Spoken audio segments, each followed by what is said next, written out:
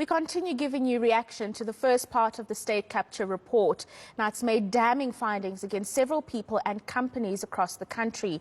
Part of the conclusions and recommendations mirror a letter from the Institute of Directors South Africa in September last year. The nomination and appointing of directors in state-owned entities have been put in the spotlight. The chief executive for the Institute, Parmi, Natesan, joins us now to talk more about this. Parmi, many thanks for your time this evening. And as I've just mentioned in my intro, one of the biggest problems that we are seeing as we delve into this report is the appointment of board members to state-owned entities not necessarily being able or having the kind of qualifications needed to carry out the mandate of a state-owned entity. Absolutely. Good evening, Rufiwe. Yes, it's something we've been speaking about for many, many years. And really, there's two aspects to it. One is the appointment process, so how people are selected in the first place. And then the second is the actual competency, so what we're looking for in the directors when we're selecting them. You know, on the appointment process, we were very happy to see in the report a few paragraphs, and the one says the appointment of board members to SOEs has proven to be problematic and does not represent the robust and transparent process recommended by King 4. And really, when we talk about a robust and transparent process, what are we looking for? You know, unfortunately, in the public sector, there is no independent nominations committee that is vetting candidates and recommending them to serve on boards. The appointment is made by an individual, usually a political individual, being a relevant minister who's representing government. And in that, there's no clear or defendable appointment process that we as the public can understand. You know, what was the criteria? Did these people apply? Were there set criteria that they needed to fulfill in order to apply? Who was the interview panel? What due diligence was conducted before they were appointed? I really think in the public sector specifically, we need some sort of independent nominations panel that assesses candidates against set criteria. Because we really need to be finding the best people for the job. And that means people who not only have the necessary knowledge, skills, expertise, and experience, but also people who have the necessary moral compass to serve the interests of their organization and ultimately to serve the interests of SA Inc. No, absolutely. And you say that you've been raising some spotlight on this particular issue for a number of years now. Why is it not changing, or are there any discussions to change the way in which these appointments are made? And I wonder if it's something that's going to be addressed a little bit more aggressively, given what we've seen come out of state capture. Yes, it's something, as I say, we've been raising our voice about for many years. And in fact, a number of years ago, we worked with the Department of Public Services and Administration on a guide to the appointment of board members to SOEs. And I mean, this for me was going to be groundbreaking because it was going to almost put the rules of play, before ministers can make any appointments, these are the things you should be doing. This is the process you should be following.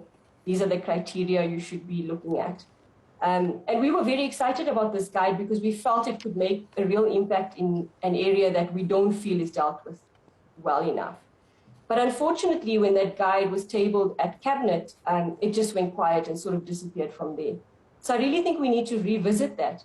Directorship is a very serious profession, and we need people with the right skills to serve. And I mean, we saw in the testimony that was shown publicly, strikingly, we could see how important this role is that directors play and how badly things can go wrong if they don't either understand the role or they understand the role but choose not to fulfill it adequately.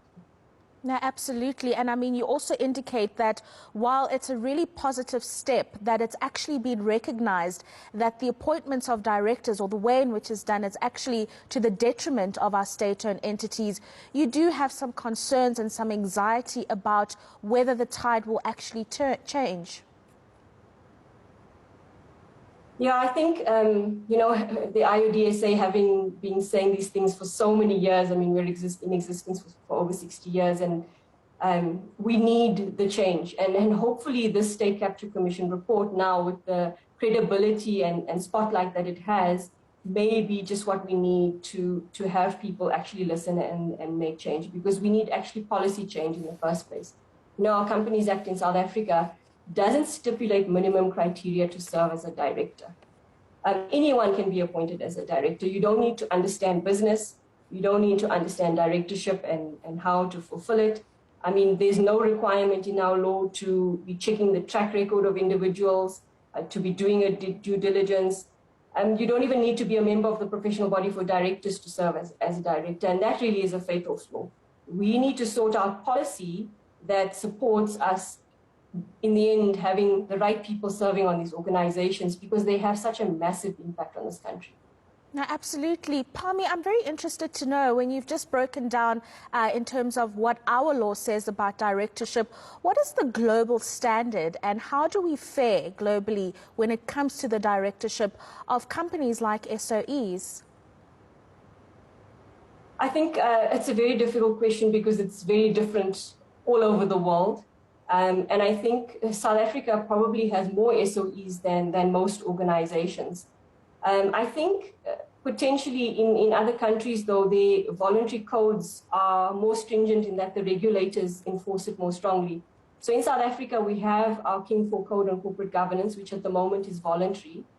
And yes, the JSE brings it into the JSE listings requirements, which means listed organizations have to apply King 4. But unfortunately, currently, there's no such requirement for SOEs, in that National Treasury or any other government department, etc., doesn't mandate it for SOEs.